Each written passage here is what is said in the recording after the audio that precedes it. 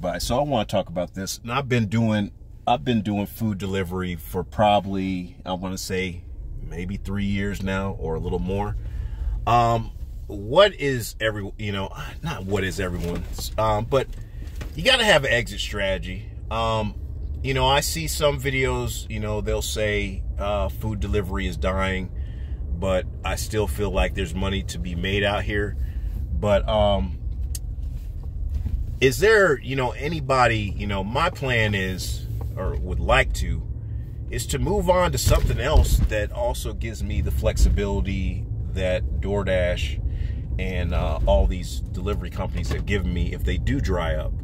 But I don't have anything set in stone. So I'm going to talk about the stuff that I guess that's in my control, and this stuff is in other people's control too. So if you can, during the time frame between you're trying to figure out, your next move or whatever, I can only say for myself, the best thing that I can do is limit my amount of debt.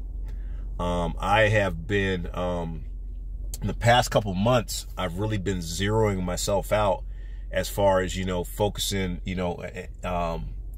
on paying debt off first versus going out there and acquiring more debt and not really, acquiring any assets. Now, I was talking to a friend earlier and, kind of explaining to him about, because he was like, well, I thought about doing the YouTube thing. And I was breaking it down like this. I said, well, I don't know. I'm not on that side of the game exactly yet, but I know, YouTube actually takes a cut, and you really don't start making money until you get, a bunch of followers and stuff. And that's, I think you got to keep that going. I know initially when people start out making videos or doing podcasts, I hear a lot of people talk about engagement. Now, one thing that I've seen has changed over the, over time is that, the people that create these videos like myself are, we're really down to earth at the very beginning, but life catches up with all of us. So if you do, acquire, some money from, YouTube or whatever you're doing, you might start, living, beyond your means or just living a more, I guess, time extensive lifestyle. And you may not be able to reach out to all your fans and subscribers and all this different stuff. And I think viewership, does go down, maybe years later or months later because the engagement is not there. I always find this crazy though, but I feel like I see a lot of YouTubers, like you could come to them with a straight up question about something they're doing, or you want some insight, and you'll get no answer. But as soon as you come at that person negatively with harsh criticism and whatever, they're like, they're on it. And there's, sometimes there's back and forth and sometimes there isn't. Now, a lot of times I've seen some comments on my, my previous videos, not any DoorDash related or anything like that. But, sometimes, you get in your feelings and you're just like, okay, is this constructive criticism? Is this just someone being a hater? But I feel like a lot of times, like, what drives people to hate sometimes is I don't think a lot of people are upset with actually the content creator at times. I think people are upset with the process. So, and I haven't really seen any DoorDashers really talk about, kind of getting out the game. I've seen a lot of people kind of piggyback their businesses off of DoorDash and all these different companies, and I'm like, I really don't want to do that because I don't want to be like, I want to be a free agent at some point to do what I got to do. But like I said, the only thing that I can say that I can really focus on, or that anybody can focus on, is if you can pay off, like I said, a large majority of your debt, and then kind of, later think about how you're going to navigate, this playing field, because a lot of things have changed. One thing for me that has came up is this, like my health. Like, sometimes I wake up feeling like, I'm like, man, I don't even know if I'm going to live to see, whatever, I mean, I'm not in the hospital or anything, but, sometimes I just don't feel good. And I kind of start to rethink, my whole strategy and be like, man, what do I really need to get accomplished? So, rather than, I don't, folks, I don't think I'm really, I'm not trying to be a millionaire, and I'm not trying to roll around here in the fanciest of cars, but I feel like I just want to be comfortable. I'm seeing, because sometimes I see, people that make way more money than me, and there's certain things that I'm like, man, this does not add up, and so, I'm not going to get into it all, but, I just see, I don't know, I was talking to my friend, and I was saying, man, there's a lot of, like, self-proclaimed millionaires and gurus on everything nowadays, and I'm like, man, just stuff doesn't add up. But basically, I would say, if you can get to a point where your debt is at a minimum, and you can kind of pivot and, and do different things, or spend your time the way you want to, because life is just very fragile. It's just, things have just changed so much. But anyway, so some of my spendings, like, I'm not a big I'm not really big into clothes and shoes and all this different stuff, but I'm a gadget guy to a certain extent. I like buying my little gadgets every now and then, because it feels rewarding, after I've been out here working, and then just buying either a game or a gadget to play around with.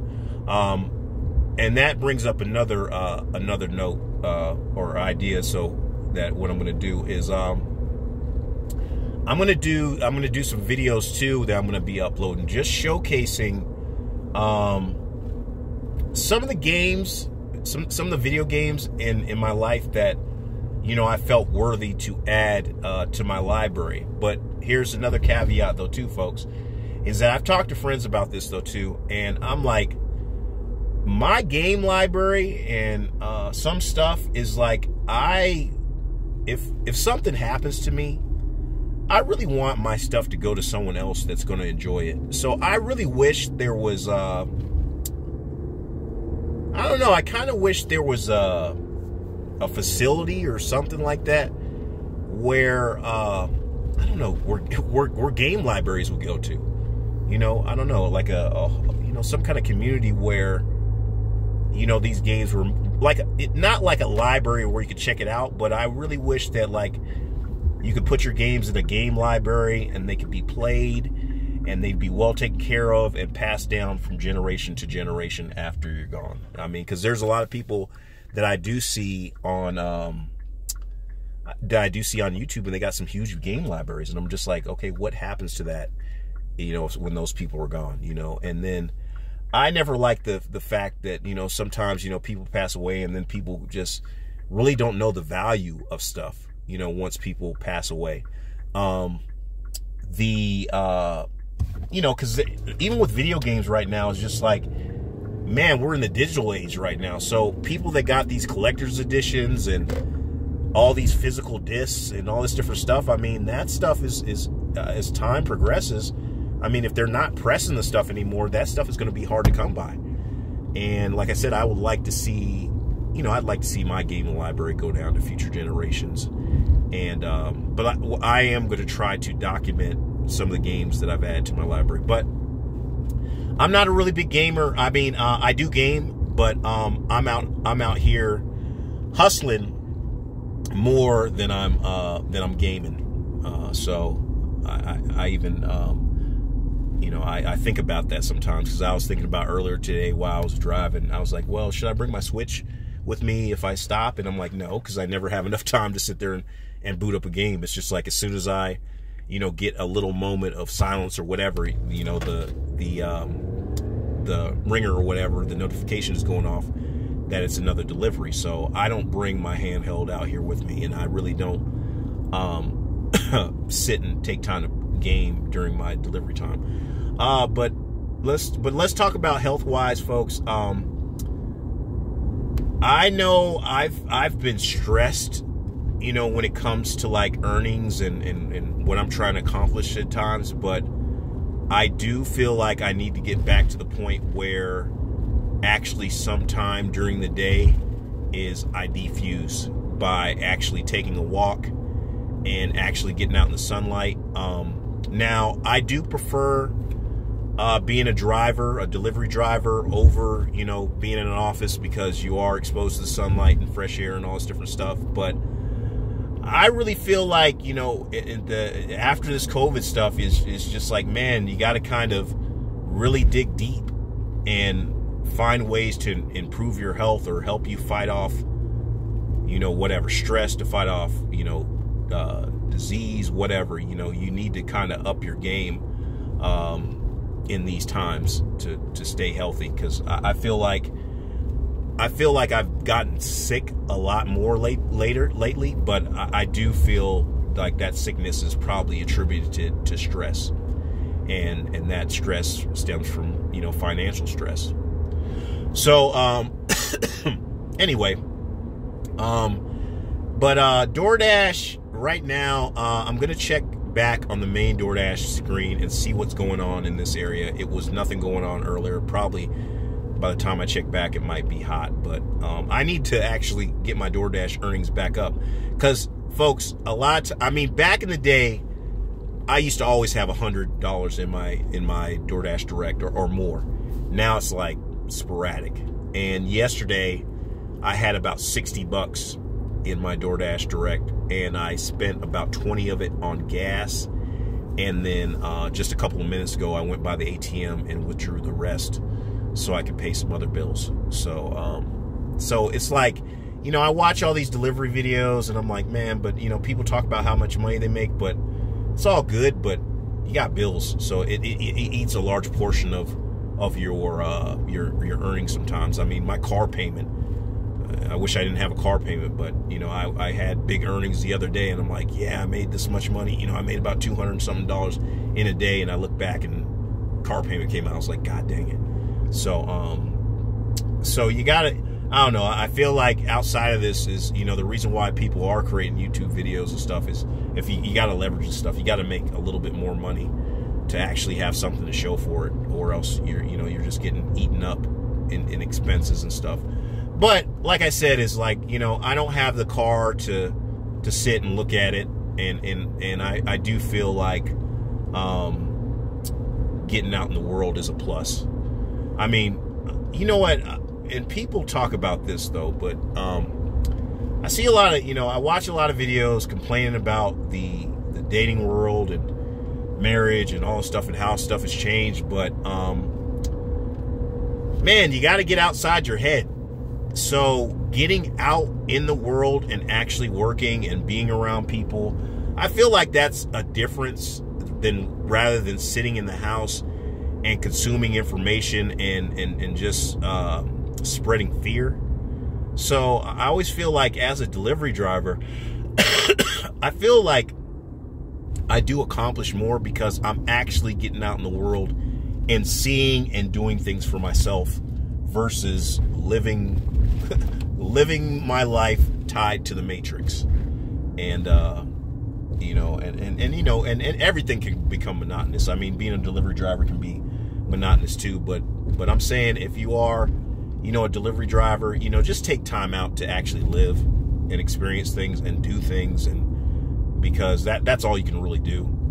You can't live in fear. You can't, well, you can if you want to, but it's not the best thing. But to get out and experience things, I mean, sometimes even with my earnings, you know, I'll go out and see a show, or ooh, there's freaking deer out here, or you know, eat at a restaurant or do something, but or go see a show or do something different that I normally wouldn't do. So my earnings go to that. I just don't pay bills and not live life. I get out here and try to live a fulfilling life, you know, while time permits.